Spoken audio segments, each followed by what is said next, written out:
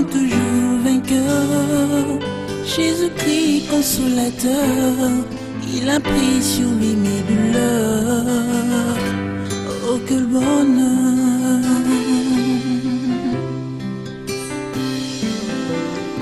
Et de sa voix douce, il me dit je t'aime. Viens décharger sur moi tes peines et laisse-moi te tenir la main, car je sais où je t'emmène. Chers téléspectateurs, peuple de Dieu, bonsoir. Heureux de vous retrouver encore sur ce plateau pour notre émission, pour votre émission Consolation.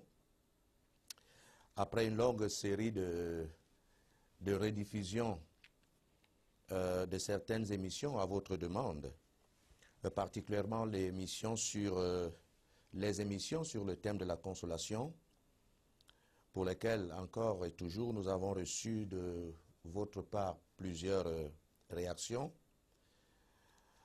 Nous venons donc aujourd'hui avec quelque chose de nouveau et tout le plaisir est le nôtre de vous savoir aussi à l'écoute, de vous savoir scotché devant votre petit écran.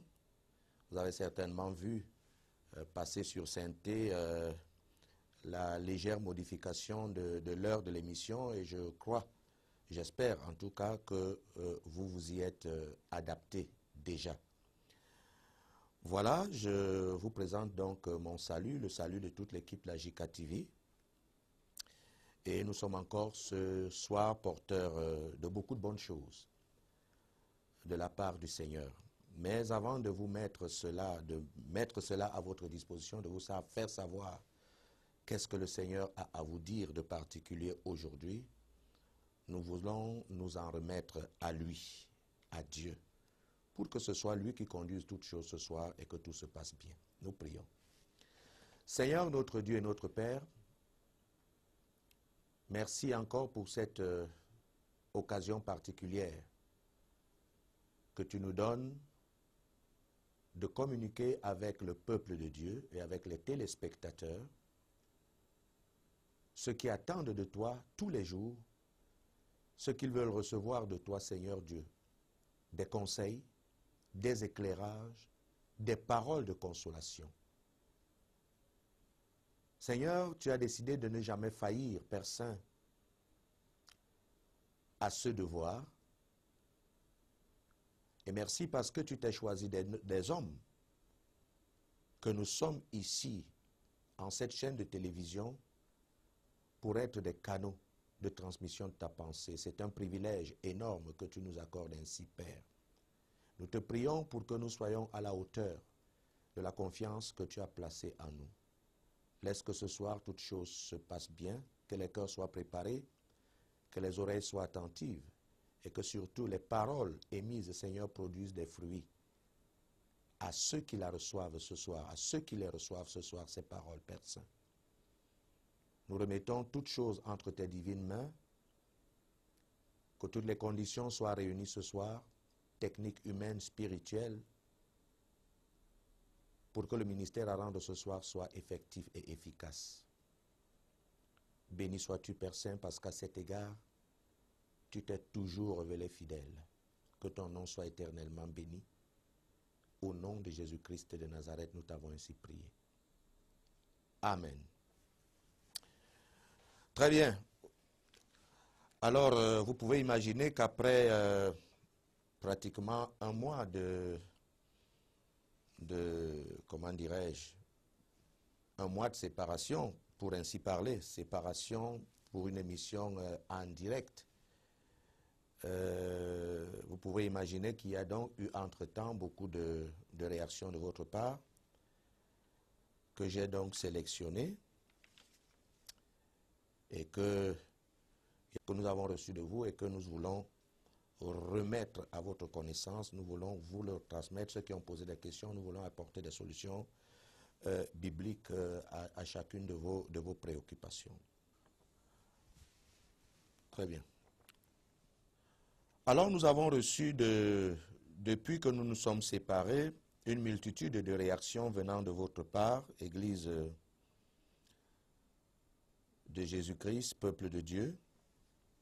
La première étant celle de Calvin de Bonaberry, au 78 09 83 59, qui nous dit ceci: s'il vous plaît, je vis une relation amoureuse avec la fille de ma cousine. Est-ce interdit par la Bible? Alors j'ai trouvé cette question de Calvin un peu osée, parce que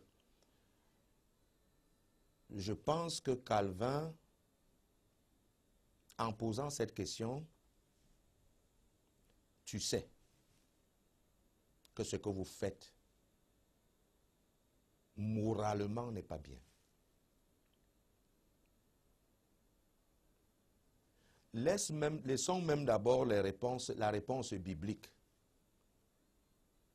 Pose la question à ton parent ou à ta cousine. Va dire à ta cousine que tu sors avec sa fille. Et écoute ce qu'elle va te dire. Je suppose que vous avez ces relations en cachette. Et si vous vous cachez, cela veut dire que vous reconnaissez que ce que vous faites est immoral. Mais ta cousine, c'est ta sœur. Et l'enfant de ta sœur est ta fille. Donc, c'est comme un père qui couchera avec son enfant. Pourquoi tu poses une question qui est évidente, dont la réponse est évidente? Tu es dans une situation d'inceste. Bon, si tu veux une réponse biblique pour te confirmer cela, tu vas lire à la maison Lévitique. Lévitique chapitre 20, du verset 17 jusqu'au verset 20. Tu vois? Et tu vas voir dedans que le Seigneur parle de certains péchés incestueux qui relèvent de l'inceste. Tu peux même remonter du verset 13 jusqu'au verset 22. Tu vas voir toute une liste. Et Dieu interdit à quiconque d'avoir une relation sexuelle avec un proche parent. Le mot proche parent est dit dans le verset 19. Et j'expliquais dans les dernières émissions que c'est source de malédiction. Voilà comment vous ouvrez la porte pour que les malédictions entrent dans vos vies. Alors vous avez à vous arrêter ça, à vous repentir. Et à demander vraiment la grâce de Dieu dans vos vies. Dans votre, toi, Calvin et ta cousine, je ne sais pas quel âge vous avez, mais voilà la réponse. Je ne sais pas quel autre commentaire je peux dire là-dessus. Il y a Berthe qui nous a écrit. Berthe nous a écrit du 99 81 48 00. Merci pasteur pour l'éclairage que tu viens de nous apporter. Je me culpabilisais encore bien qu'ayant accepté Christ. Que l'Éternel vous comble d'onction pour toujours, vous double l'onction pour toujours. Voilà, je pense que Berthe réagit aux émissions sur les malédictions où nous parlions de la repentance et nous disions que lorsqu'on s'est sincèrement repenti, on est pardonné par Dieu. Et qu'à partir de ce moment, on n'a plus le droit d'entretenir la culpabilité dans notre esprit. C'est-à-dire de s'auto-condamner. Non, si Dieu nous a pardonné, si Dieu ne nous condamne pas, pourquoi nous ne nous pardonnerions pas nous-mêmes? Pourquoi continuerions-nous à nous condamner si Dieu, lui, il nous a pardonné? Voilà, et nous précisions que la culpabilité est du diable. C'est le diable qui continue à envoyer des idées dans nos têtes. Il faut les rejeter et il faut se voir tel que Dieu nous voit désormais. C'est-à-dire en personne pardonnée. Quand Dieu pardonne, il dit qu'il efface et il oublie même. Il ne s'en souvient plus. Voilà. Nous avons reçu aussi la réaction de Cédric, 98 48 14 61. Il dit: j'ai l'impression que vous vous adressez à moi lorsque vous prêchez. Je n'arrive pas à donner ma vie à Jésus à cause de la masturbation. Ah. Le péché de la masturbation t'empêche de donner ta vie à Jésus. je croyais que c'est le fait de donner sa vie à Jésus qui pourrait te délivrer de ce péché-là. Ouais. Donc, prends la chose par le bon bout. Viens d'abord à Christ. Accepte Jésus comme ton sauveur, ton libérateur, ton Seigneur. Ce faisant, le Saint-Esprit viendra faire sa demeure en toi. Et c'est le Saint-Esprit qui te rendra capable d'abandonner ce que tu ne peux pas abandonner par toi-même. Donc, donne ta vie à Jésus. Et tu verras que le reste suivra. Maman Frida aussi nous a écrit au 93 14 33 75. Elle dit bonjour serviteur de Dieu. J'ai suivi attentivement l'émission sur les malédictions qui était très riche. Que le Seigneur vous bénisse. Ok, d'accord. Merci maman. Si tu en as tiré profit spirituellement, que le Seigneur te bénisse aussi. Nous avons reçu le message aussi de Samantha d'Aqua. 77 46 33 65. Elle dit vos consolations m'aident beaucoup. Merci pour tout. Merci aussi Samantha si tu trouves réconfort auprès du ministère que nous rendons, que le Seigneur seul en soit glorifié. Il y a Yvette Pout, le 95 38 52 61. Merci pasteur pour vos enseignements à travers l'émission Consolation. Comment garder la foi quand notre vie est faite d'échecs, de tribulations et de tribulations sur tous les plans?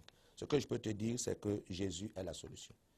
Si Jésus ne peut pas t'aider, personne ne peut t'aider. C'est-à-dire qu'il faut s'accrocher à lui. Persévérer dans la prière. Il y a un temps. La Bible dit, Dieu fait toutes choses bonnes en son temps. La foi, sans la persévérance, sans la patience, n'est pas la véritable foi. Je ne peux que t'exhorter à la patience, à la persévérance et à la prière. La Bible dit qu'un jour, la servitude aura fin. Aura une fin, je veux dire. Tu verras la gloire de Dieu, ce faisant. Il y a Solange qui nous écrit du 99 74 53 44. Elle dit, voici mon plus grand problème. Je voudrais bien servir le Seigneur, mais le péché dans lequel je vis m'en empêche. Mais j'ai pris Dieu de me bénir avec un travail, un homme avec qui je fonde un foyer, et je serai donc libre de servir le Seigneur. Tu vois? Solange est un peu dans la même logique que Cédric tout à l'heure. Vous voyez comment c'est terrible que les gens prennent les problèmes par le mauvais bout. C'est-à-dire que c'est toi qui dis à Dieu, j'attends que tu me bénisses d'abord pour que je te serve. Je vais te dire que tu fais les choses à l'envers. C'est Dieu qui t'attend d'abord. C'est Dieu qui t'attend d'abord. Donne-toi à Dieu. Confie-toi à lui. Il te délivrera d'abord de ta vie de péché. Et alors, il te bénira comme un père bénit son enfant. Ta question ressemble même à un chantage que tu fais à Dieu. Donne-moi d'abord ceci, donne-moi d'abord ceci, c'est alors que je te servirai. Tu dis, je veux bien servir le Seigneur, mais... Écoutez, on ne parle pas comme ça avec Dieu. Dieu, c'est le Créateur, Dieu, c'est le Père, c'est lui qui nous invite. Il dit, venez à moi, vous tous qui êtes fatigués et chargés, je vous donnerai du repos. Il y a d'abord, c'est à toi à aller vers Dieu. Et tu verras que le reste s'en suivra.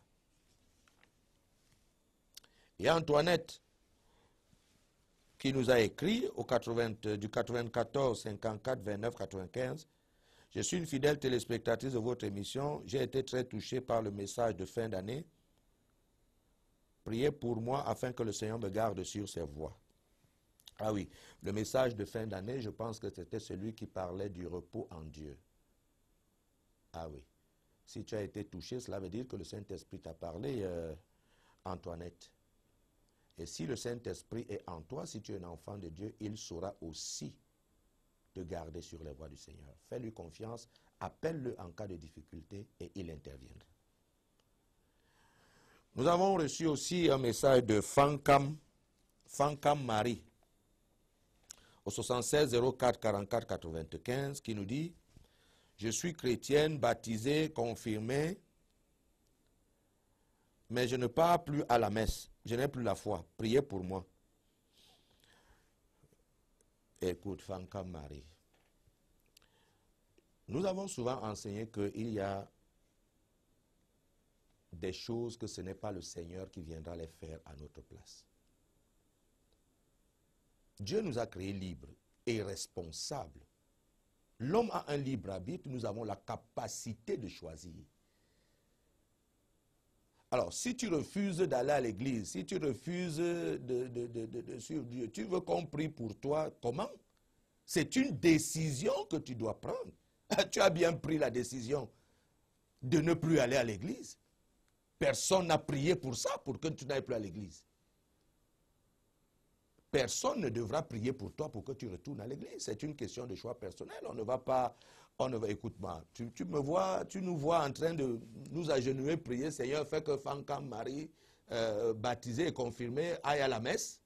Tu as besoin de Jésus. Donne ta vie à Jésus sincèrement. Et c'est lui qui te conduira sur les voies de Dieu. Ça ne relèvera de personne d'autre que de toi.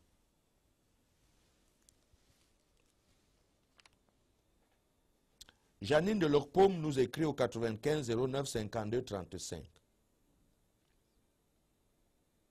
Elle dit, j'ai vécu 5 ans avec le Père, jusqu'à ce qu'un jour, il me dit qu'il a rencontré une autre femme. Il a coupé les ponts avec moi et avec mon fils alors qu'il ne jurait que par nous. J'ai tout perdu. Faites quelque chose pour moi. Je ne sais pas qui tu appelles le Père ici. C'est un concubin qui t'a abandonné. Quand on vous prêche des messages ici sur les risques et les dangers qu'on court, lorsqu'on s'en va se jeter comme ça entre les bras de quelqu'un que la famille ne connaît pas, qui ne vous a pas épousé, après quand ça se gâte là-bas, c'est alors que vous revenez. Mais nous aimons vous dire que prévenir vaut mieux que guérir. Nous savons de quoi nous parlons quand nous vous disons de ne pas vous engager dans un certain type de relation. Qu'est-ce que tu veux que je fasse maintenant? La seule chose que je peux faire, c'est de prier pour toi, pour que le Seigneur te montre sa voie, que tu suives les principes et les prescriptions de Dieu. C'est là que tu trouveras la restauration, la paix de l'âme et la consolation. Le Père, moi je vais aller l'attraper où? Encore que c'était une relation illicite. Cherche ta consolation en Dieu. Les hommes décevront toujours. Il n'y a qu'un seul qui ne déçoit pas, c'est Jésus. Cherche-le, trouve-le, suis ses instructions et tu auras la paix et tu auras tout ce que tu désires en lui.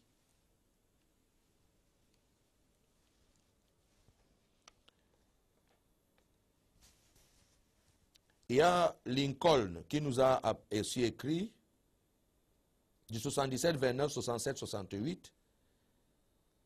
J'ai un travail que j'aime bien. Je le fais avec honnêteté et fidélité depuis 4 ans. Mais je suis chaque fois menacé mystiquement par des collègues qui veulent mon départ et m'empêchent de jouir de mes droits de travail. Priez pour moi. Je m'inquiète beaucoup. J'aime votre émission. Que Dieu vous bénisse. Alors, Lincoln, ce que je peux te dire, je ne sais pas, tu ne précises pas si tu as mis ta confiance en Dieu, si tu es un enfant de Dieu. Je te recommande de lire le psaume 91. De lire aussi le psaume 10. De lire aussi le psaume 35. 91, 10, 35 sont des psaumes où le Seigneur nous promet sa protection. Et même aussi le psaume 121, si l'Éternel le garde une ville, ceux qui la gardent en vain. En fait, je veux t'amener au travers de ces passages bibliques pour dire qu'en fait, la véritable protection est dans le Seigneur. Si Dieu est pour toi, personne ne peut être contre toi. Celui qui demeure à l'abri du Très-Haut repose à l'ombre du Tout-Puissant. Cherche ta protection en Christ. Les autres ne donnent pas. Peut-être si tu sens que tu es menacé mystiquement, ils vont chez les marabouts, ils vont chez ils font des coups bas et peut-être d'autres choses mystiques, comme toi-même tu l'as dit. Tu penses avoir le secours où, si ce n'est en Dieu? Confie-toi au Dieu protecteur. le Dieu du ciel, créateur des cieux et de la terre, le Père de notre Sauveur et Rédempteur Jésus-Christ. S'il te garde, personne ne peut te toucher. Si c'est lui ton refuge, ta haute retraite, personne ne te touchera. Et tes ennemis deviendront les ennemis de Dieu. Et la Bible dit que c'est une chose terrible que de tomber entre les mains du Dieu vivant. Trouve ton refuge en Christ et tous tes problèmes seront résolus. Mabel de Niala nous a écrit 99 20 04 88. Elle dit, s'il te plaît, pasteur, je vais changer mon comportement. J'ai un mauvais cœur. Je ne connais pas le pardon. Aidez-moi. Je veux Christ. Ah oui. Ça a au moins le mérite d'être direct, honnête et précis. J'ai un mauvais cœur. Rares sont les personnes qui se le disent ou qui le confessent. Mais c'est bien. Parce que c'est le début de la délivrance. Tu sais que tu ne fais pas bien. Tu ne pardonnes à personne. Tu as un cœur méchant. Et ce qui m'a intéressé dans ta requête, c'est que je veux Christ. Trouve ce Christ-là. Donne ta vie à Jésus. À l'instant même où je parle. Agenouille-toi. Appelle Jésus. Demande-lui pardon. Et demande qu'il vienne purifier ton cœur. Lis le psaume 51. Prends le psaume 51, médite-le. Demande pardon à Dieu. Invite Jésus à devenir ton sauveur et ton Seigneur. Après, tu vas lire le psaume 32 aussi. Le Saint-Esprit va venir agir dans toi. Il va purifier ton cœur, il va sanctifier tes pensées et il fera de toi une personne nouvelle. Trouve Christ. Tu as raison de le chercher. Trouve-le. Il est à ta disposition. Il est près de ta bouche. Confesse-le. Appelle-le. Et tu m'en diras des nouvelles. Que le Seigneur te bénisse, Mirabel de Niala. Nous avons aussi Daniel qui nous a écrit au du 96 08 59 04. Il dit, face à un problème de tabagisme et d'alcool d'un membre de ma famille, je ne parviens pas à changer son comportement depuis 3 ans. Je crains pour sa santé. Elle ressent mes recommandations comme un jugement. Alors, Daniel, elle ressent mes recommandations comme un jugement. Pourquoi? Comment est-ce que tu l'abordes lorsque tu lui parles? Avec des menaces, des condamnations, avec dureté dans les paroles? D'autres vont même souvent jusqu'à en envoyer en enfer des personnes qui ne vivent pas encore selon la volonté de Dieu.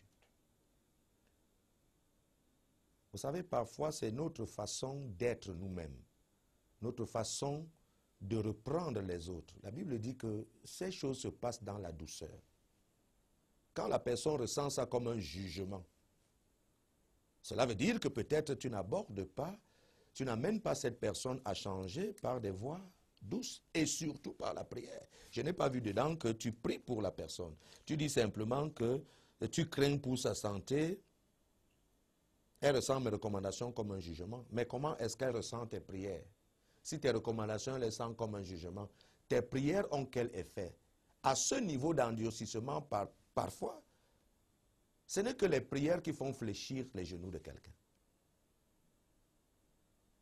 Je te conseillerais de changer de méthode. Ne cesse pas d'exhorter. Quand tu exhorterais, que ce soit avec un esprit d'amour, que ce soit avec un esprit, fais savoir à cette personne que malgré son état, Dieu l'aime. C'est son péché que Dieu déteste. Dieu l'aime. Et Dieu l'aimera encore davantage si elle faisait le choix, cette personne, de se débarrasser de ces vices-là. Mais surtout, prie pour elle. Dieu interviendra. J'en suis sûr. Enfin, nous avons la sœur Chantal qui nous écrit du 94, 71, 69, 87. Elle dit, je suis enfant de Dieu depuis 5 ans. Je vis l'oppression de l'ennemi, ainsi que mon fils qui est également oppressé par la drogue. J'ai fait le tour des pays pour chercher la délivrance. Aidez-moi dans la prière. Tu es enfant de Dieu depuis 5 ans. Tu vis l'oppression de l'ennemi. Tu as fait le tour des pays. Ce n'est pas la peine de faire les tours de pays.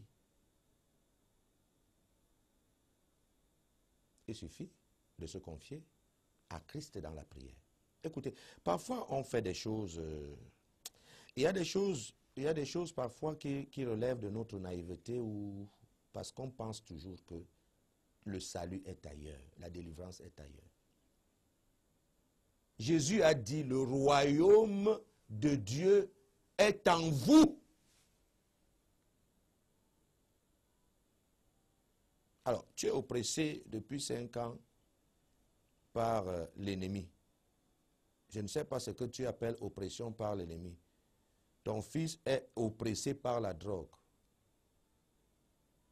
Prendre la drogue, ce n'est pas forcément une oppression, c'est un vice. C'est une dépendance. Quand on a commencé, on ne sait plus comment arrêter. Je vous conseille de bénéficier du suivi d'un bon pasteur. Il vous dira ce qu'il faudra faire. Il peut discerner si ça relève d'un problème spirituel ou ça relève simplement d'un problème de dépendance comme cela parce qu'on s'est engagé dans un vice. Mais la solution en tout état de cause est en Christ. Ce Christ-là, il n'a pas besoin de faire le tour du monde pour le chercher. Il est là. Si tu dis tu es enfant de Dieu, Christ est avec toi.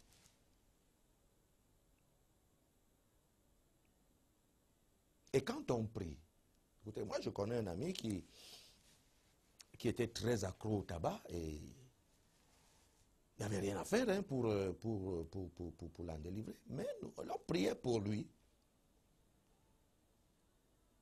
en demandant à Dieu d'user de ses moyens pour qu'il arrête de fumer. Rien que la prière. Dieu est passé par un fait anodin un jour. Un jour, sa fille l'a énervé à la maison. Et puis, il s'est mis à bastonner sa fille. Pendant qu'il bastonnait sa fille, il s'est essoufflé. Et elle est tombée. On l'a amené d'urgence à l'hôpital. Et on a constaté qu'à moins 1, il mourait parce que ses poumons et tout cela était déjà touché par le tabagisme. Et que s'il voulait vivre, il fallait absolument qu'il arrête. Dès qu'il est sorti de l'hôpital, quelqu'un qui fumait depuis plus de 20 ans, il l'a arrêté totalement sans que quelqu'un d'autre le contraigne. Jusqu'à aujourd'hui, c'est une histoire qui dure depuis des années. Mais c'est le résultat des prières. Dieu a ses voies. Et je suis convaincu que c'est Dieu qui a réagi comme ça au travers de la prière pour l'amener à décider d'arrêter ce qu'il ne pouvait pas arrêter par lui-même. Hein. Voilà, il faut prier, c'est tout. Que le Seigneur te bénisse, sœur Chantal. Voilà. Il y a eu d'autres personnes, je pense à Alexis, au 76 11 11 80. Il y a Julie, au 99 20 42 09. Et une autre série de personnes qui n'ont pas signé de message. En fait, toutes ces personnes-là demandent soit des diffusions des émissions, soit encore que peut-être qu'on mette à leur disposition ces émissions sur support CD ou DVD et tout cela. Cette demande commence aussi à devenir récurrente. Bon, nous pensons maintenant examiner cela et le moment venu, nous vous donnerons des dispositions et les décisions qui seront prises par la maison par rapport à cette préoccupation. Je peux comprendre que beaucoup veulent garder ça comme un document. Il y a même Julie hein, qui m'a fait rire. Elle dit, pasteur, vraiment, il faut que vous sortiez certains de vos enseignements sur CD et surtout, veillez à ce que vous mettiez ces enseignements à notre disposition à des prix suffisamment démocratiques pour ne pas courir le risque que ces CD soient piratés. Alors là, je ne me suis pas retenu de rire parce que pirater, moi je dis si on pirate la parole de Dieu, écoutez, je prie même pour ça. Si quelqu'un vient vous dire qu'on a piraté la Bible parce qu'on veut la disséminer jusque dans les coins les plus reculés du monde, hein, ce ne serait pas, nous ne voyons pas trop la chose sur l'aspect commercial, mais nous voyons des âmes qui peuvent être gagnées au travers de la piraterie, comme tu dis. Hein? Pirater la Bible comme vous voulez, c'est une très bonne chose. Dieu le demande même. Si tant est que ça peut être accessible au plus grand nombre possible.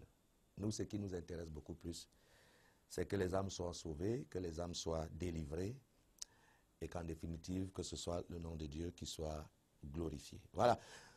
Voilà la phase des SMS. Nous allons prendre notre première pause musicale. Et nous allons nous écouter une chanson rythmée d'un chant de l'Éternel qu'on appelle Chimere Wenu. Il a chanté Abi. Abi, il demande à tout un chacun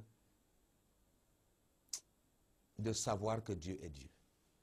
Personne ne doit plus être ignorant de la divinité de Jésus-Christ aujourd'hui. Personne ne doit plus faire semblant qu'il ne connaît pas Dieu. Et cette chanson nous exhorte à reconnaître la grandeur de Dieu. Nous écoutons Abi de Chimere Wenu et nous vous revenons dans un instant pour le message principal du jour. Que le Seigneur vous bénisse et à tout à l'heure. Abi, yeah, yeah. Abi, yeah, yeah. Abi, you no say, Jehovah na God. Why you dey do like say, you no sabi my God? Abi, you no hallelujah. Brother, why you dey do like say, you no sabi my Jesus? Abi, yeah, Jehovah na God. Sister, why you dey do like say, you no sabi my God? Hallelujah.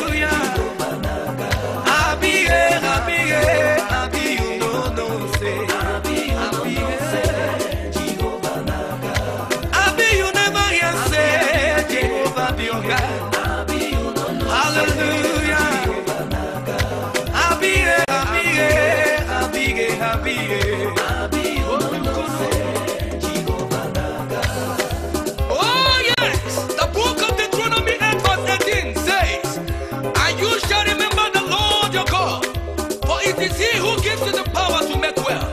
Oh my God! Some will trust in their chariots and some in their horses. But child of God, we will always put our trust in God. For those that know their God shall be strong and they shall do exploit. Why you dey do like say you not sabi my God, brother? Sister, why you dey do like say Jesus no be your God? Why you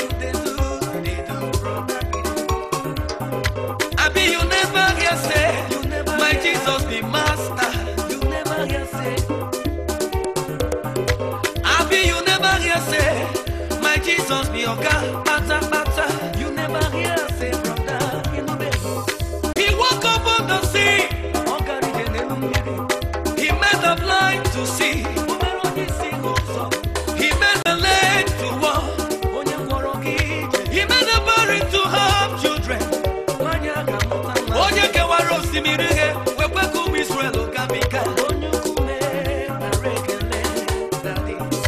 Abi, you never hear say,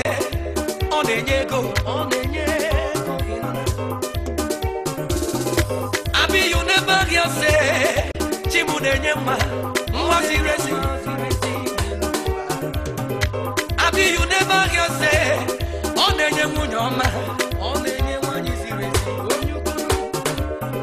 Abi, you never hear say, Chimunenye Kwadioma, Jenova Nenye Dioma, Papa. Abi, you never hear say, He healed the sick, He raised the dead. My Jesus be master man. There is no one like Him. He says, I am the Lord, I change it not.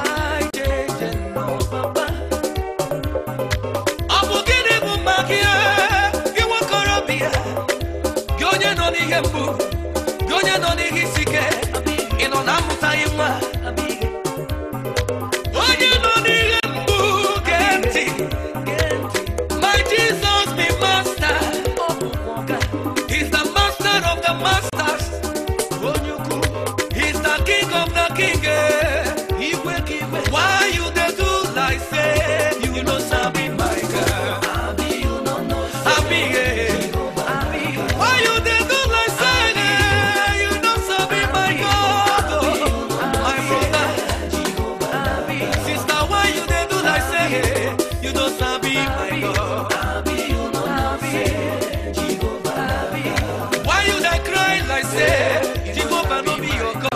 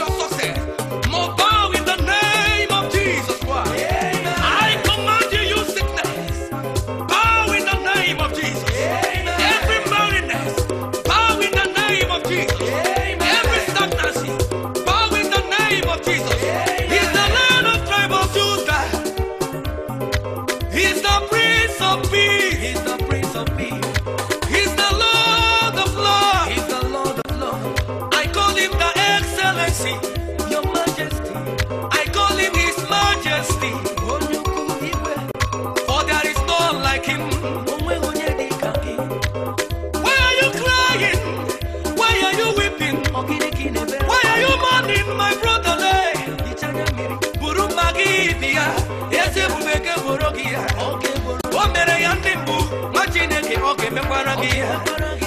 Ya mere nwanne m eruzi n'uju akwazịnakwa ya dịka onye na-enweghị olileanya. Maka gịnị? You have a mighty God. Why you dey do like say hey, you don't sabi my God. I be here. Sister, why you dey move like say you don't sabi my God. I be here. Ọ bụ gịnị ka ị na-akwara ọkpa dịka onye na-enweghị olileanya? Nwachukwu hicha anya mmiri gị dere du Jehova bụ ọga.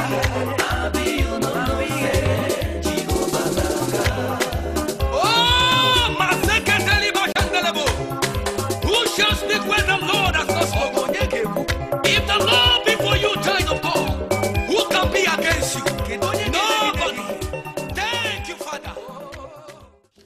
Voilà, retour sur ce plateau après cette merveilleuse chanson. Maintenant, pour vous donner la pensée de Dieu. Le thème de notre message de ce soir,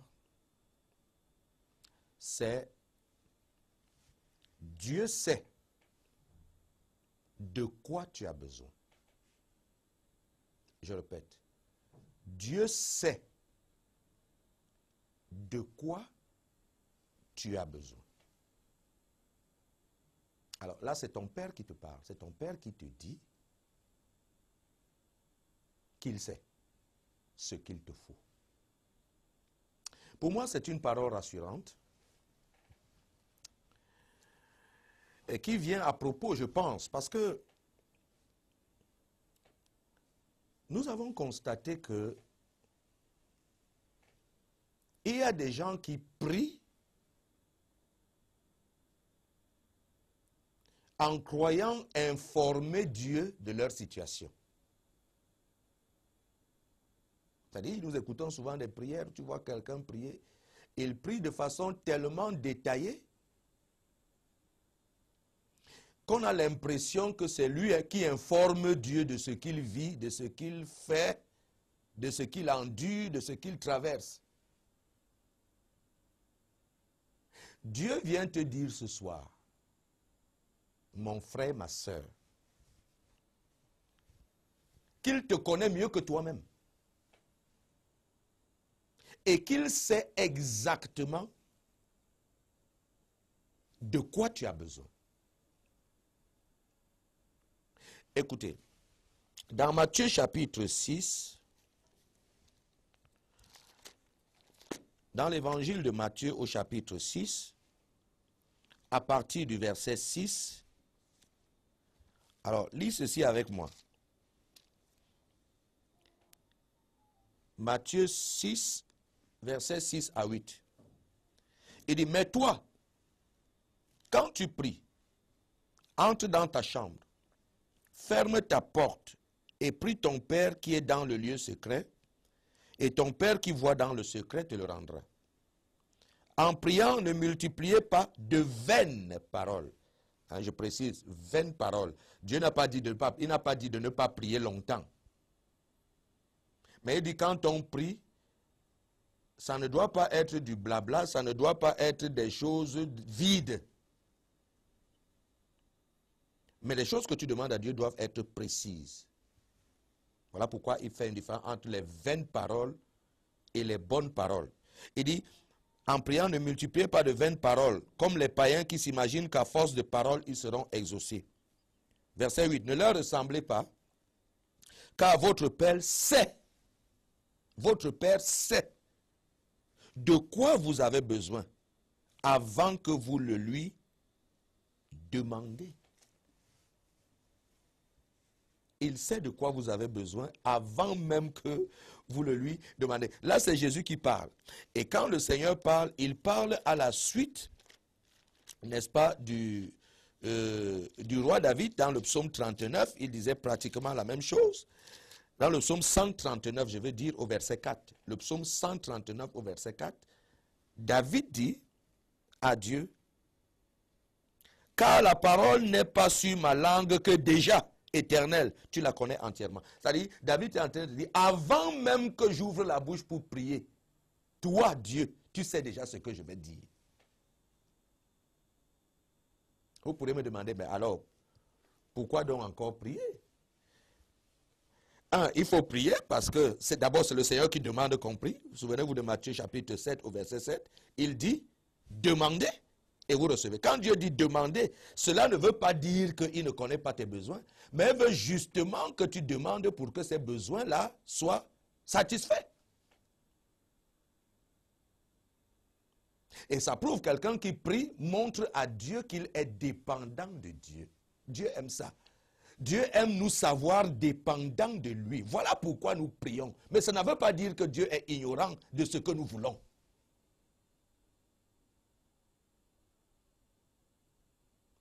Donc, ton Père, qui est Dieu, sait de quoi tu as besoin. Et quand je dirais que c'est une parole rassurante, c'est parce que certaines personnes, Dieu m'a oublié, Dieu n'écoute pas mes prières, Dieu ne me regarde pas, Dieu ne s'occupe pas de moi, est-ce que Dieu m'entend même, est-ce que Dieu me voit même? Je te dis que Dieu dit, si tu es son fils ou sa fille, qu'il sait exactement ce qu'il te faut, de quoi tu as besoin. Écoutez, vous qui êtes des parents, ou alors vous êtes des enfants, c'est-à-dire que quand tu as une demande, tu as un enfant à la maison, papa je veux la chaussure, papa je veux ceci, papa je veux cela, papa je veux cela, papa je veux ceci. Et que ton père te réponde, mon fils, je sais. Moi c'est une réponse très rassurante. Quand quelqu'un te dit je sais, ça veut dire que avant même que toi tu lui dises il me faut une chaussure, lui il avait déjà vu qu'il te faut la chaussure. C'est ça le sens de je sais. Il a vu avant. Papa, je veux, je sais. Cela doit dénoter du fait qu'il est plein de sollicitude, ce père. Il voit des choses. Il voit ton manque. Il voit ton besoin. Et il a commencé à travailler dans ce sens-là. De sorte que quand toi tu viens lui demander, tu trouves qu'il est déjà dans la logique de combler ce besoin. Dieu sait de quoi tu as besoin.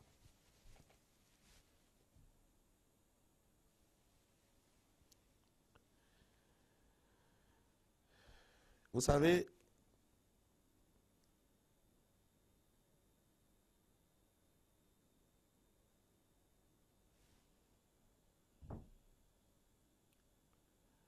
Dieu est merveilleux. J'ai toujours enseigné que quand on appelle Dieu Père, quand Jésus nous enseigne à prier, il dit, lorsque vous priez, dites Père. Quand tu appelles Dieu Père, c'est à mon sens, hein, c'est très fort. Ça dénote d'une relation d'intimité avec Dieu. Père, donne-nous aujourd'hui notre pain de ce jour. C'est-à-dire notre besoin. Ce qui nous suffit.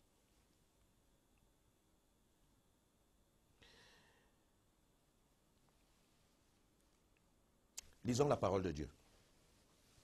Matthieu chapitre 6 toujours.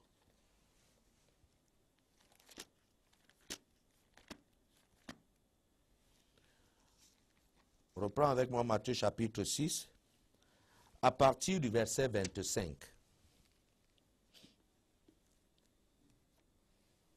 Il est écrit, à partir même du verset 24, il dit, « Nul ne peut servir deux maîtres, car ou il haïra l'un et aimera l'autre, ou il s'attachera à l'un et méprisera l'autre. Vous ne pouvez pas servir Dieu et Mammon. Mammon, c'est le dieu de l'argent, le dieu de la convoitise. C'est pourquoi je vous dis, ne vous inquiétez pas pour votre vie de ce que vous mangerez, ni pour votre corps de quoi vous serez vêtus. La vie n'est-elle pas plus que la nourriture, et le corps plus que le vêtement? Regardez les oiseaux du ciel. Ils ne sèment ni ne moissonnent. Ils n'amassent rien dans les greniers. Mais votre Père céleste les nourrit.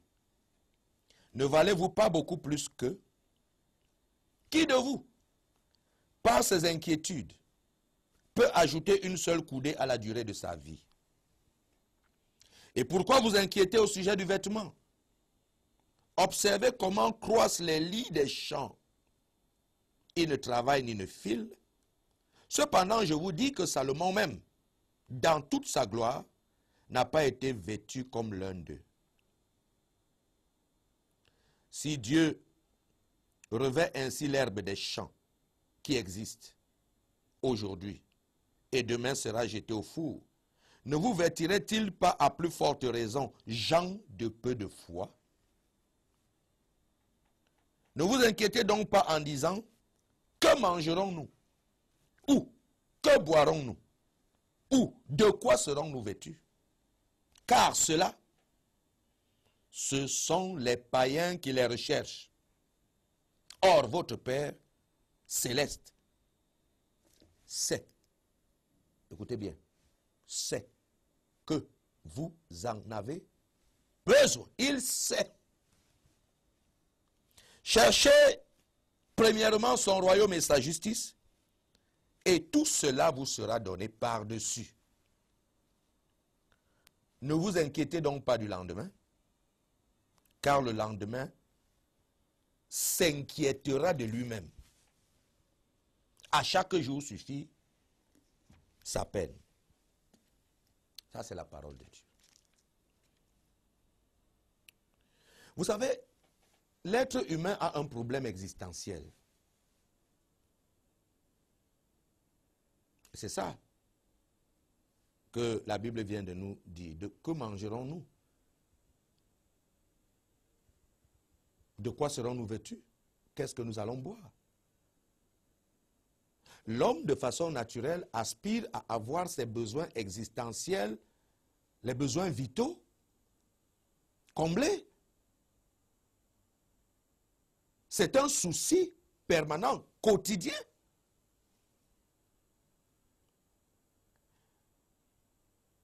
Et quand on vit de façon à ce qu'on n'est pas assuré de ça tous les jours, on vit dans une forme d'inquiétude. On vit dans ce qu'on appelle la peur du lendemain. De quoi demain sera-t-il fait? Est la question permanente qui trône dans la tête des uns et des autres. Surtout ceux qui vivent dans la précarité. On a pu manger aujourd'hui. Cette journée est passée. Est-on sûr de manger encore demain? Et le surlendemain? Dieu a vu ces interrogations dans la pensée et dans le cœur de beaucoup de personnes, y compris ses enfants. Voilà pourquoi il choisit de leur répondre aujourd'hui. Parce que ce souci permanent du lendemain, cette peur du lendemain, suscite souvent ce sentiment qu'on appelle l'inquiétude. Or, l'inquiétude est un poison pour la vie spirituelle et pour la foi. L'inquiétude.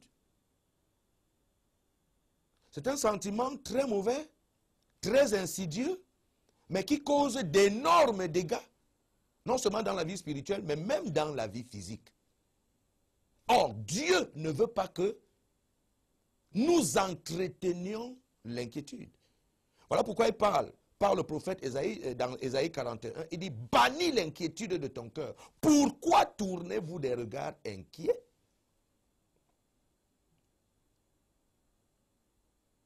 L'inquiétude même est une forme d'incrédulité. Je l'ai souvent dit. Parce que celui qui est inquiet n'est pas sûr que son Dieu est fidèle et qu'il pourvoira à ses besoins. Il y a comme un doute insidieux dans l'esprit. Est-ce que ça arrivera? Est-ce que c'est sûr? Est-ce que? On entretient cette inquiétude, on tombe dans le stress, on tombe dans la dépression lorsque l'inquiétude est entretenue dans le cœur. Dieu n'aime pas l'inquiétude et il nous enjoint de ne pas être inquiets. Qu'est-ce que la parole de Dieu dit à propos?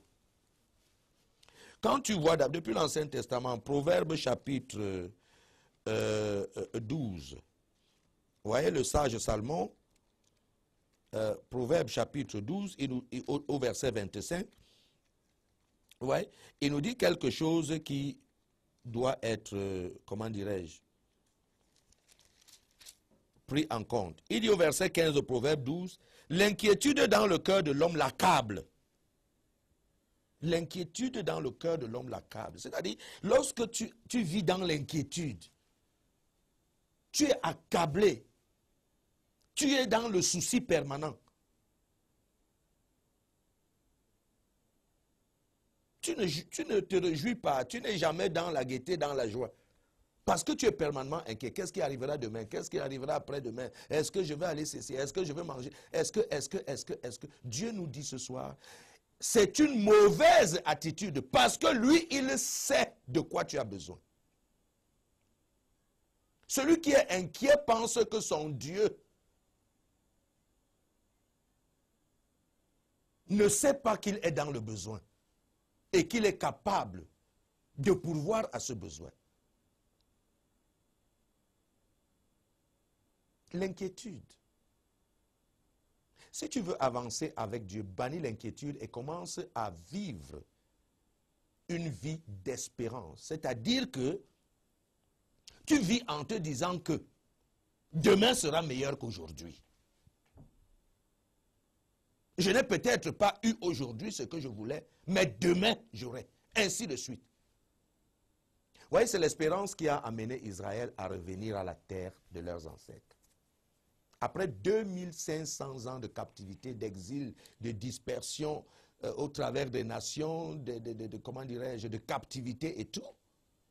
Mais leur prière de tous les jours, c'était quoi? Partout où deux Israélites se réunissaient dans la prière, et surtout à des moments où ils fêtaient la Pâque, il y avait un refrain continuel qui leur disait, qu'ils aimaient bien réciter, il disait, demain à Jérusalem.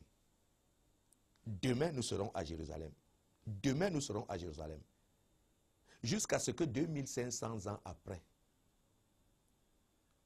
plus exactement en 1948,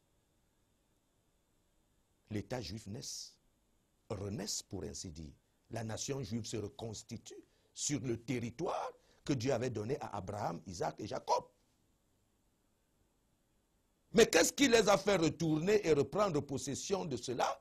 C'était l'espérance que si cette année ça n'a pas eu lieu, de l'année prochaine ça aura lieu. Jusqu'à ce que cela ait eu lieu. Le Seigneur vient de nous demander dans Matthieu qui peut ajouter une seule seconde de sa vie s'il est inquiet. Dieu même, il se fait même un peu ironique là. Il dit l'inquiétude ne conduit à rien. Il dit qui parmi vous peut résoudre ses problèmes à partir de l'inquiétude, peut ajouter une seconde à sa vie, une coudée à sa durée de vie par l'inquiétude. L'inquiétude tue, mais l'espérance fait vivre. Bannis l'inquiétude de ton cœur. Ça ne sert à rien. Ça ne contribue qu'à te... On dit ça t'accable, c'est-à-dire ça t'enfonce. Ça te paralyse, ça te rend malade.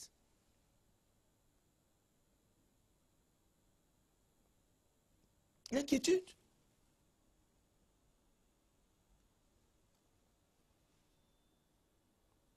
Philippiens chapitre 4, versets 6 et 7 dit quoi? Paul parle aux Philippiens et il leur donne un conseil qui est aussi le conseil que Dieu te donne aujourd'hui. Philippiens chapitre 4, au verset 6. Du verset 6 jusqu'au verset 7, qu'est-ce que la Bible dit? Ne vous inquiétez de rien, mais en toutes choses, par la prière et la supplication avec des actions de grâce, faites connaître à Dieu vos besoins. Ne vous inquiétez de rien. Vous voyez que ça revient de façon récurrente dans la parole de Dieu. Il y a des exhortations permanentes dans la Bible quant à l'inquiétude. Ne vous inquiétez de rien. Si vous avez un besoin, exprimez simplement cela à Dieu comme une demande. Et Dieu qui sait de quoi tu as besoin, qu'est-ce qu'il te dit? Toujours dans Philippiens, parce que tu lui as exprimé tes besoins. Qu'est-ce que Dieu te dit au verset 19 de Philippiens chapitre 4? Il dit, mon Dieu pourvoira à tous vos besoins selon sa richesse avec gloire en Jésus. À tous vos besoins. C'est-à-dire, il n'y a aucun besoin que le Seigneur ne puisse satisfaire. Il a en réserve la provision à tout type de besoin que peuvent exprimer ses enfants. Alors, pourquoi nous faisons souvent comme si... Oui, je peux comprendre que quand la chose n'est pas immédiate, quand la solution à un problème tarde à arriver, on puisse céder à l'inquiétude. Je vous ai dit à une précédente émission que l'inquiétude peut traverser, ça doit seulement traverser l'esprit. Mais l'inquiétude ne doit jamais faire sa demeure dans ton esprit. Ce qu'on doit trouver dans ton esprit, c'est l'espérance. Vis une vie d'espérance. Dis-toi que j'y arriverai. Et tu y arrives. Les gens qui arrivent sont ceux qui confessent tous les jours que ça, j'obtiendrai. Et ils travaillent à obtenir ça avec Dieu. Mais l'inquiétude paralyse. L'inquiétude te fait asseoir. L'inquiétude te rend fataliste, défaitiste. L'inquiétude te fait baisser les bras. Jamais, jamais, jamais, jamais, jamais. Cela ne doit être ton cas. Dieu te l'interdit.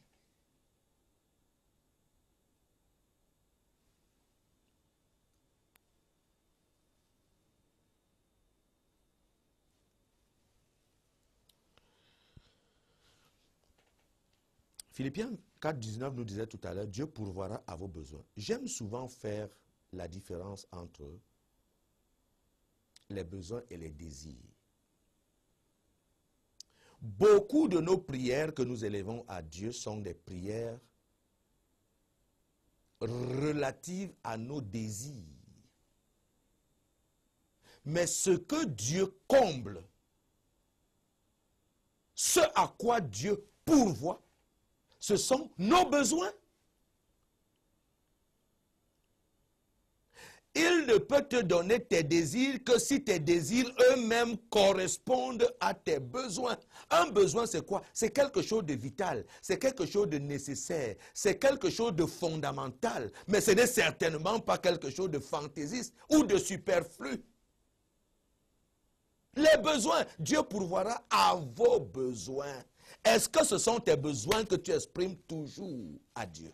Parfois, c'est des choses fantaisistes.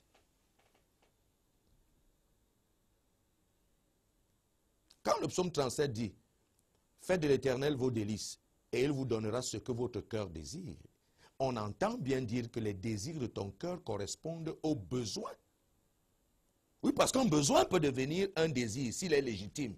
S'il est un besoin, un désir fondamental, un besoin fondamental, quelque chose de vital. Oui, dans ce cas, oui. Mais il y a des désirs qui ne sont pas des besoins. Des choses qui ne sont pas absolument nécessaires pour toi, pour ta vie. Des choses dont tu peux te passer et vivre toujours heureux. Tu peux insister à demander ça à Dieu, Dieu te le donne. Et puisqu'il est Père, il peut dire ça, ça ne te sert à rien. Mais ce qu'il sait, la Bible vient de nous dire, Dieu sait de quoi tu as besoin, pas ce que tu désires forcément. Les besoins, le Seigneur, le Père, il pourvoit toujours. Écoutez, les besoins, c'est quoi? On l'a dit, il y a des besoins vitaux. Qu'est-ce qu'un homme aspire normalement à quoi? Hein? Parmi les besoins, il y a la santé. Chacun aspire, c'est un besoin vital. Hein? Tu dois avoir ton pain quotidien. Tu dois avoir de quoi boire, tu dois avoir de quoi devenir, tu dois avoir un logis, tu dois te marier, tu dois fonder une famille, etc. Des choses fondamentales. Dieu nous donne l'assurance qu'il connaît ces choses-là. Et s'il peut pourvoir aux besoins des oiseaux du ciel et même de l'herbe des champs, à plus forte raison, nous qu'il a créés à son image et selon sa ressemblance. Vous savez, il y a des choses qui boostent la foi, qui galvanisent la foi. De savoir que Dieu se soucie de ton quotidien, de ton essentiel, devrait te rassurer dans ton cœur. Et ne pas t'entraîner dans le stress de l'inquiétude. Tu t'inquiètes de quoi? D'autant plus que tu as quelque chose que personne ne t'aura jamais si tu es un enfant de Dieu. La vie éternelle. Cela doit être le fondement même de ta réjouissance de tous les jours. Parce que tout ce qu'on demande même à Dieu, là, ça passera. Ça passera, on laissera ça. Qui est-ce qu'on a enterré avec ces immeubles, ces voitures et tout cela? C'est des choses, des commodités pour la vie présente, simplement pour que nous soyons un peu à l'aise ici. Pendant que nous sommes sur cette terre. Mais des gens en font Voilà pourquoi la Bible disait tout à l'heure qu'en fait, ce sont les païens qui recherchent ces choses. C'est-à-dire quoi? Ça veut dire que des gens qui n'ont aucune autre perspective que terrestre. Des gens qui pensent que leur vie est attachée à leur bien. Or, dans Luc chapitre 12, on nous dit que, quelle que soit l'abondance d'un homme, sa vie ne doit pas être attachée à ça.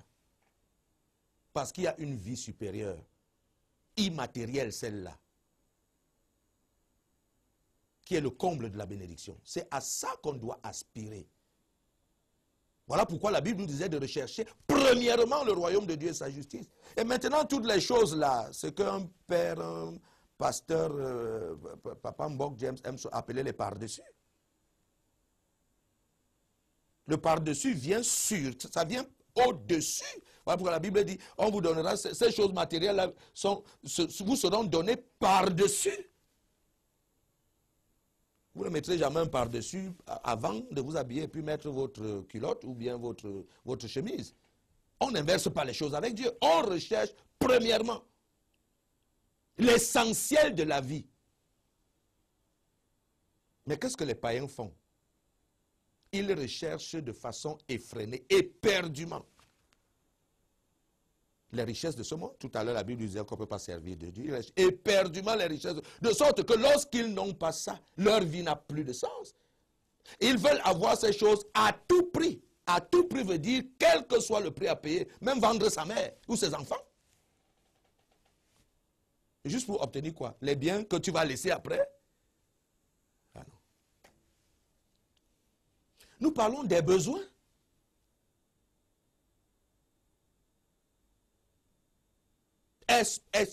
Présente à Dieu tes besoins, il les comblera.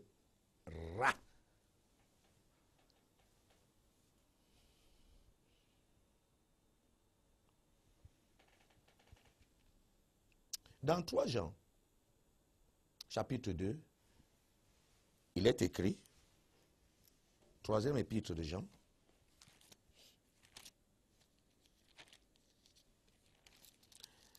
il est écrit, verset 2, « Bien-aimé, je souhaite que tu prospères à tous égards et que tu sois en bonne santé comme prospère ton âme. » C'est la prospérité de l'âme qui entraîne la prospérité à tous égards. Qu'est-ce qu'on appelle la prospérité de l'âme? C'est la crainte de Dieu. C'est le rechercher premièrement le royaume de Dieu dont on nous parlait tout à l'heure. Tu cherches d'abord la vie éternelle avant d'avoir les choses de cette vie.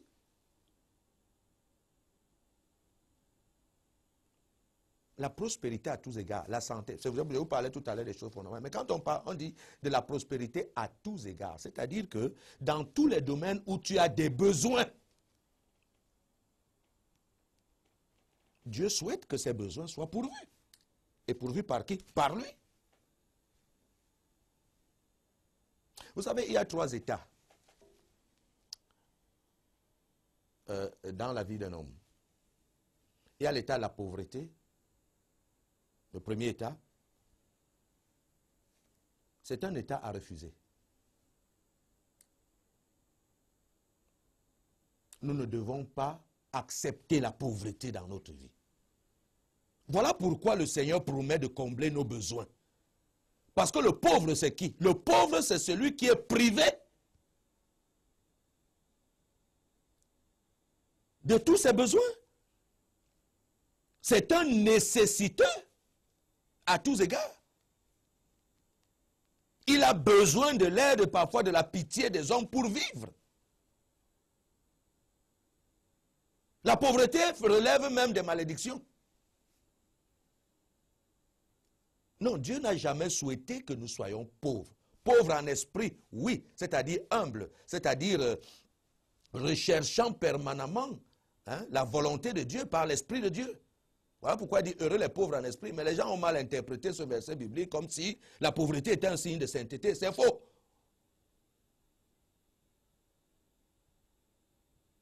En fait, Jésus-Christ, lui, s'est fait pauvre pour que nous soyons comment? Enrichis.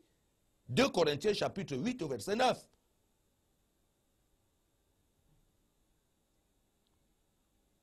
Donc la pauvreté n'est pas un souhait de Dieu. La Bible vient de nous dire qu'il souhaite que nous prospérions à tous égards. Donc la prospérité, la pauvreté est un état duquel il faut sortir par le Dieu pourvoyeur, le Dieu qui pourvoit à nos besoins. Ça, c'est le premier état. Et tu as le droit de crier quand tu es pauvre, que Dieu te bénisse.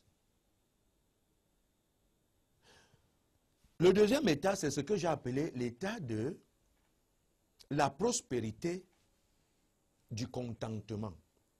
Il y a 2 types de prospérité. Vous voyez, quand on parle de prospérité, il ne faut pas toujours confondre prospérité et richesse. Il ne faut pas toujours confondre prospérité et abondance. Il y a une prospérité qu'on appelle la prospérité du contentement. C'est-à-dire, celle qui fait que tu ne manques de rien, et quand tu as un besoin, il est comblé. Tu as ce qu'il te faut. Voilà pourquoi 1 Timothée chapitre 6 disait quoi? Prenez avec moi 1 Timothée chapitre 6.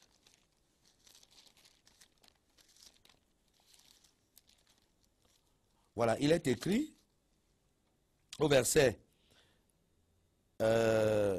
6. On dit, certes, c'est une grande source de gain que la piété, si l'on se contente de ce qu'on a.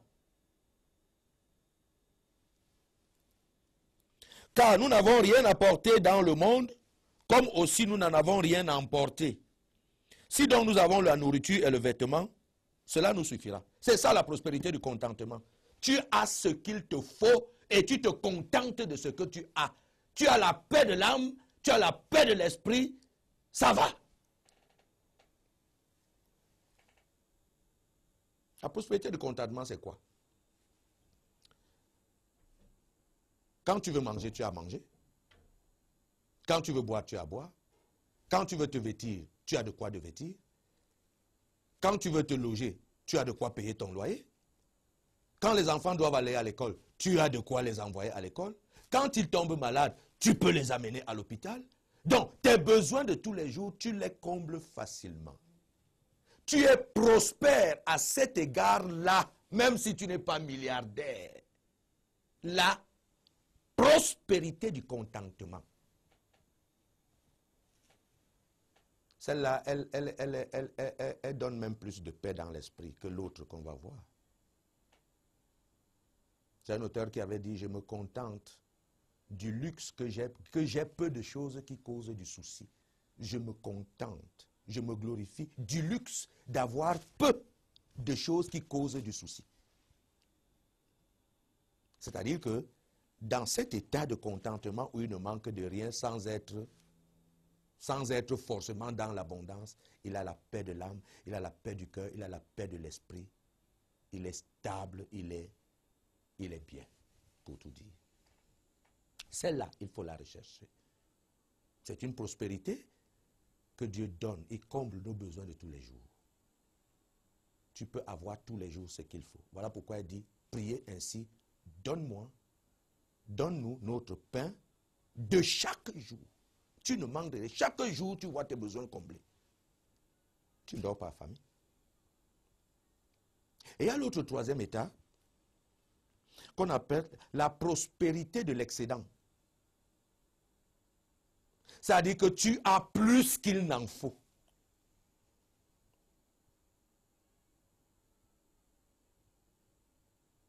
Ouais, les trois états. La prospérité de l'excédent. Et quand Dieu donne à quelqu'un la grâce d'avoir la prospérité de l'excédent, c'est-à-dire qu'il a plus qu'il n'en faut, c'est parce que Dieu veut que le superflu soit fait pour aider les autres et aider au royaume de Dieu, à l'épanouissement du royaume de Dieu. Puisque tu ne peux pas vivre avec plus qu'il t'en faut. Écoute, tu ne peux pas mettre deux costumes le même jour, là, en même temps. Vous avez vu quelqu'un qui marche avec deux chaussures, il porte deux chaussures, il marche avec. Tu ne mettras qu'une chaussure, qu'une paire de chaussures à la fois, un costume à la fois, une chemise à la fois.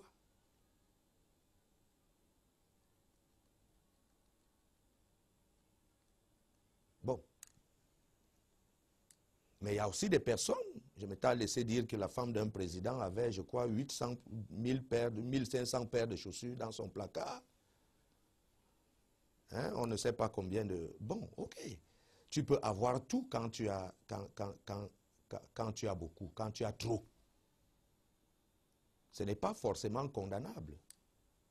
Si tout cela est obtenu par Dieu, parce que Dieu a béni ses serviteurs, certains de ses serviteurs aussi, à l'excès. Quand il promettait la bénédiction à Abraham, il a dit quoi? Il dit, je te bénirai à l'infini. Les mots ont un sens. Je te bénirai à l'infini. Infini veut dire infini. C'est-à-dire incontable. On ne sait pas où ça aura une limite. Il n'y a pas de limite. Mais c'était pourquoi? Il s'est précipité tout de suite en disant à Abraham, si je te permets d'être béni à l'infini, c'est pour que toi-même tu sois quoi? Une source de bénédiction. Genèse chapitre 12, verset 1er. Une source de bénédiction. Si tu n'es pas une source de bénédiction, lorsque tu as plus que ce qu'il te faut, alors, tu n'es pas en phase avec Dieu. Le superflu, l'excédent doit servir aux intérêts de Dieu.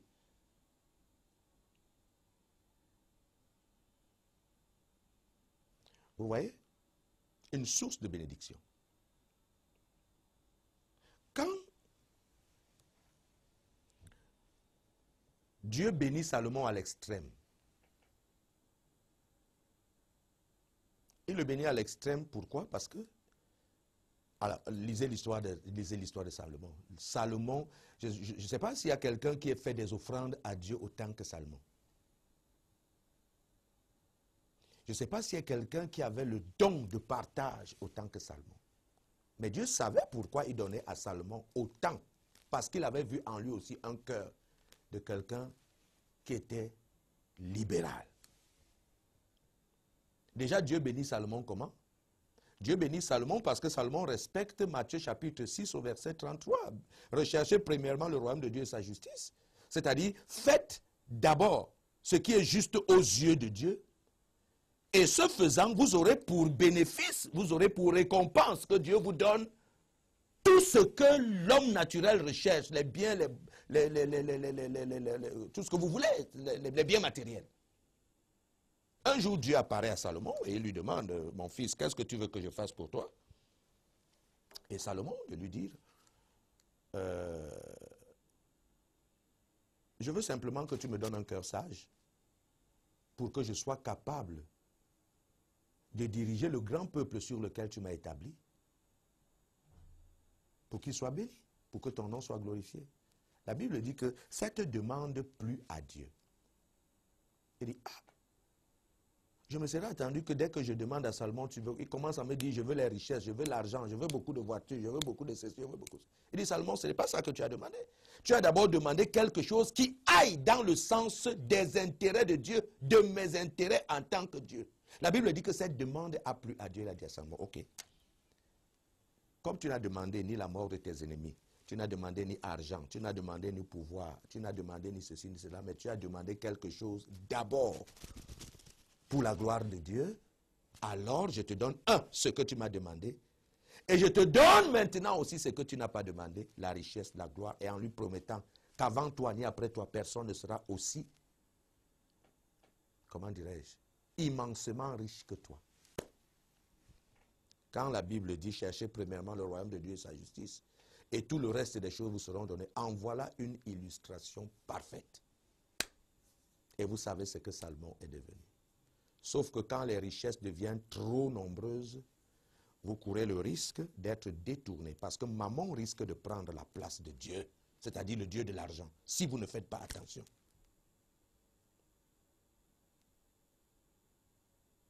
Ça peut vous détourner de la voie de Dieu. Hein? C'est ce que 1 Timothée chapitre 6 dit.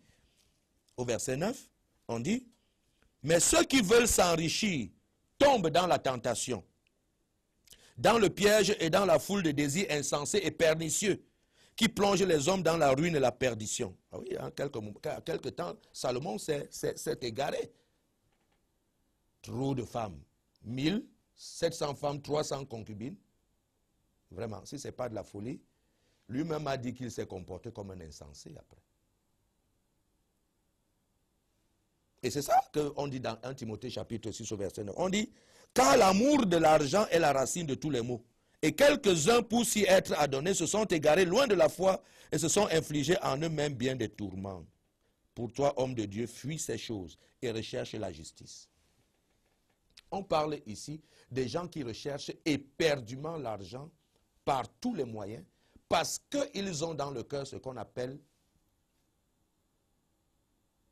l'amour de l'argent. Ce n'est pas l'argent qui est mauvais en soi.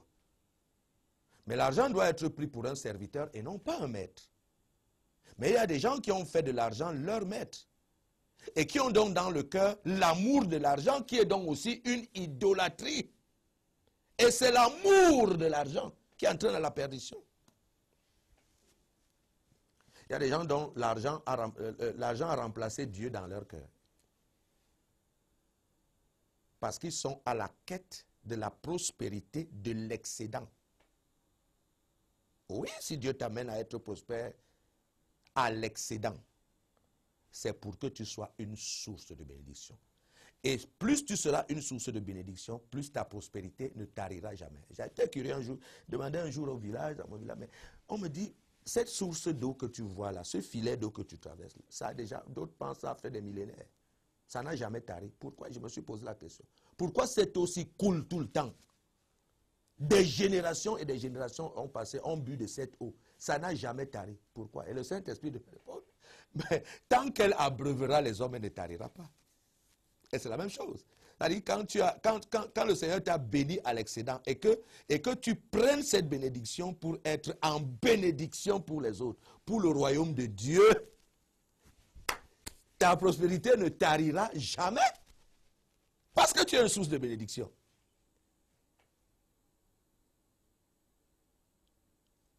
Voilà pourquoi quand nous exhortons les gens à faire des libéralités et tout cela à l'église, d'autres voient forcément comme si c'était des demandes. Non, non, non, c'est pas ça. Quand c'est conforme à la parole de Dieu, il faut l'appliquer, c'est tout. Et vous voyez ceux qui sont obéissants, comment ça se passe. Donc Dieu sait de quoi tu as besoin. Il y a un contre-exemple de Salomon. Il y a un type dans Luc chapitre 12, à partir du verset, comment dirais-je, à partir du verset 13, je crois. Voilà. On dit que c'était, on l'appelait le riche insensé, quelqu'un qui ne faisait qu'accumuler, accumuler des richesses. Sa maison était déjà bondée de biens. Il vivait dans un îlot de pauvreté à côté, mais il ne faisait qu'accumuler, il était seul chez lui. Les greniers étaient remplis. Il a même cassé la maison pour dire que je vais encore accumuler. Mu par l'égoïsme et l'avarice, il s'assoit et dit, ah, tout ça c'est pour moi. Je vais manger, je vais boire, mon âme sera rassasiée. Dieu lui a dit, tu es fou. Cette nuit même, tu meurs. Et c'est ceux pour qui tu as refusé d'être une source de bénédiction. Tu as refusé d'être riche pour Dieu. Voilà l'expression qui est utilisée. Tu as refusé d'être riche pour Dieu. Alors, ils viendront s'approprier ce que tu as refusé de leur donner, puisque tu seras déjà mort. Voilà pourquoi Salomon a dit quelque part, vanité des vanités, tout est vanité. Pendant que nous sommes sur cette terre, et vivons de façon à plaire à Dieu. Faisons le plus de bien possible à ceux qui nous entourent, dans un esprit d'amour. Donc, je voudrais te dire que Dieu connaît ce dont tu as besoin. Il sait. Rassure-toi, mon frère et ma soeur, Dieu ne t'a pas oublié. La seule chose qu'il faut faire, c'est de lui demander. Ne vous inquiétez de rien, mais par des prières, des supplications, des actions de grâce, faites connaître vos besoins à Dieu. Bien, faites connaître vos demandes à Dieu. C'est ça exactement ce qui est écrit. Faites connaître à Dieu vos demandes. Parce que lorsque vous demandez, vous ne pouvez pas demander à quelqu'un dont vous savez qu'il n'a pas ce que vous lui demandez. Vous savez que Dieu a la provision. Et Dieu t'informe ce soir que lui, il a la provision, mais il connaît tes besoins. Qu'est-ce qu'il faut faire? Demande et il te livre. Donc c'est une question de confiance et d'intimité entre un père et un fils. Pendant que Dieu sait de quoi tu as besoin, toi tu dois savoir que le Seigneur, Dieu a à sa disposition ton besoin. Qu'est-ce qu'il te reste à faire? Demande.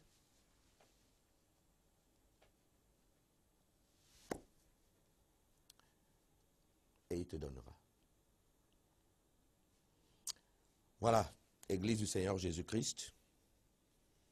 Tout le plaisir a été pour moi aujourd'hui de reprendre contact avec vous et de vous donner encore ce message de consolation. Cette émission s'appelle Consolation. Mon rôle, assigné par Dieu, est de vous apporter la parole de consolation. Et j'espère que ce soir, en sachant que Dieu sait de quoi tu as besoin, et qu'il est prêt à pourvoir à tes besoins, et qu'il te demande donc de ne pas cesser de lui demander ce qu'il te faut. Cela devrait te consoler et te rassurer que ce que tu n'as pas aujourd'hui, Dieu te le donnera demain. Ne t'inquiète plus. Entretiens l'espérance. Dieu est fidèle. Loue le Seigneur. Quand les oiseaux se lèvent le matin, qu'est-ce qu'ils font? C'est les oiseaux qui nous réveillent. Ils nous réveillent comment? Par leur louange. Hein? Vous entendez les oiseaux chanter très tôt, à 5h30 du matin, 6h. Mais ils chantent pourquoi? Parce qu'ils sont sûrs qu'ils ne rentreront pas le soir sans avoir mangé. Ils n'ont pas de provision là, n'ont pas de réserve là. Mais ils savent que Dieu qui les a créés ne les laissera pas dormir à faim. Moi, je n'ai pas encore vu un oiseau mourir de faim. Donc, loue le Seigneur. Parce que ton pain quotidien t'est assuré. Chante comme des oiseaux. Et c'est ça qui apporte la provision. Ne t'inquiète plus. S'il te plaît, ne t'inquiète plus. Ton Père est fidèle. Il sait de quoi tu as besoin. Et il pourvoira. La seule chose, c'est de rechercher premièrement le royaume de Dieu et sa justice. C'est-à-dire, toi, tu dois t'atteler à aimer Dieu et à faire ce qui est conforme à la parole de Dieu. le reste, il s'en occupera. Et c'est ce que nous voulons encore écouter en chanson ce soir. Il y a une sœur qui chante, écoutez, dansez, réjouissez-vous en espérance et à tout à l'heure pour clore cette émission. Que le Seigneur vous bénisse. Are the kings, he's the Lord of loves, Jesus Christ, the faithful last. No man works like him, no man works like him.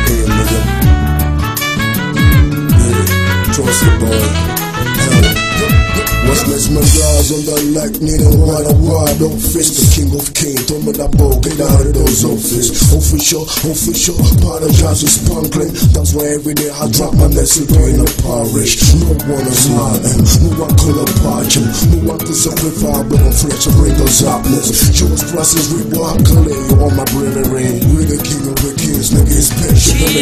She'll strike it back up when my lookers time's coming.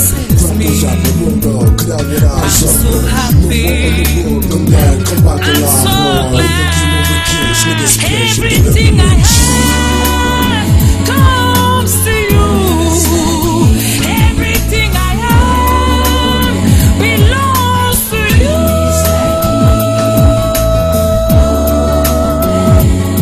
I love you. Oh man,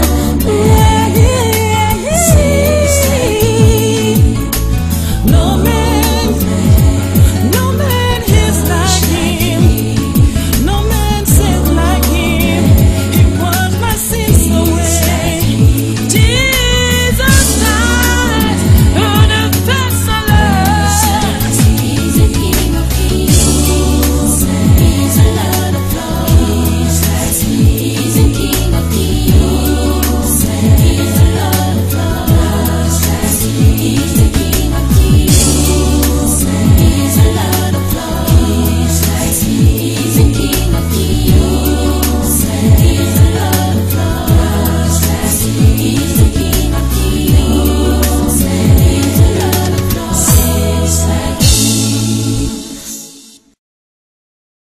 Voilà, peuple de Dieu, merci de nous avoir prêté une écoute attentive.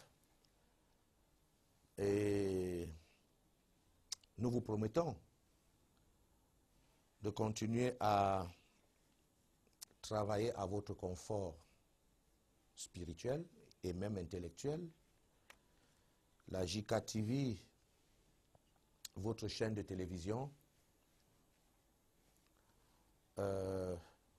travaille à innover et à étoffer ses programmes. Vous qui êtes fidèles de cette émission, vous avez commencé à voir déjà il y a 2 jours que nous avons lancé déjà le journal télévisé.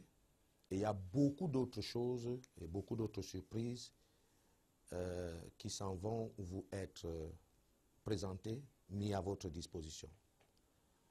Nous vous prions de nous soutenir dans la prière, parce que ce n'est pas une tâche qui est toujours facile. Dès la semaine prochaine, à vous qui aimez nos émissions, et vous qui portez un prix tout particulier, nous allons devoir vous interpeller à nous tenir par la main pour que cette chaîne que vous aimez et nos émissions que vous aimez continuent à vivre et à se développer pour que vous atteigniez encore un niveau plus grand de satisfaction par rapport à ce que Dieu a déjà commencé à faire pour vous. Vous savez, de la même manière que nous vous aimons, nous sentons que vous nous aimez aussi. Et l'amour se partage. L'amour se communique. Il faudra désormais que nous vous sentions encore plus proches de nous. Et que vous soyez amenés à faire vivre cette chaîne et vos émissions. Donc je dis, c'est dès la semaine prochaine, continuez à être à l'écoute. Il a fallu qu'aujourd'hui, ça fait 1 mois que nous ne nous sommes pas vus en direct, parce que vous avez sollicité des rediffusions que nous avons satisfaites, telles que vous-même vous les avez demandées. Aujourd'hui, je reprends contact avec vous pour vous faire savoir que je suis là. Nous avons pris un peu de répit. Nous avons mis à profit aussi ce temps pour prier et pour demander à Dieu de nouvelles instructions. Nous allons vous les faire savoir dès la semaine prochaine. Mais que déjà, vous sachiez que nous vous aimons et votre amour aussi pour nous nous touche profondément. Que seul le Seigneur en soit glorifié et béni. Nous allons prier pour clore cette émission. Seigneur, notre Dieu et notre Père, nous te bénissons pour ce que tu nous as donné de savoir aujourd'hui. Merci, Papa, parce que tous nos besoins, tu les connais. Non seulement tu les connais, mais tu es aussi prêt à y pourvoir. Que cette parole apporte du réconfort dans le cœur de tous les téléspectateurs. Que cette parole, Seigneur Dieu, soit bénissante pour ceux qui l'ont écoutée. Et que la consolation, Seigneur Dieu, soit effectivement leur partage. Seigneur, si le but est atteint ce soir, alors tu nous vois nous-mêmes satisfaits du devoir accompli avec toi. Tout à nouveau, nous nous présentons à toi comme des serviteurs inutiles pour te dire, cher Père et Maître, nous sommes à ta disposition et à ton service. Fais de nous ce que toi tu auras choisi de faire pour que ton nom soit glorifié. Merci. Au nom de Jésus-Christ de Nazareth, nous avons ainsi prié. Amen. Shalom, shalom. God bless you.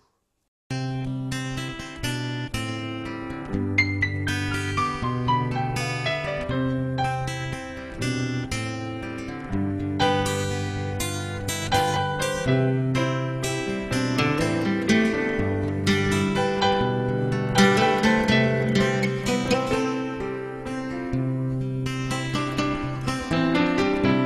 il est venu combler mon cœur de la joie qui me rend toujours vainqueur. Jésus-Christ consolateur, il a pris sur lui mes douleurs. Oh, quel bonheur!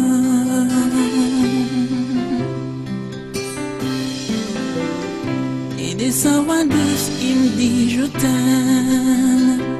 Viens décharger sur moi tes peines et laisse-moi te tenir la main, car je sais où je t'emmène.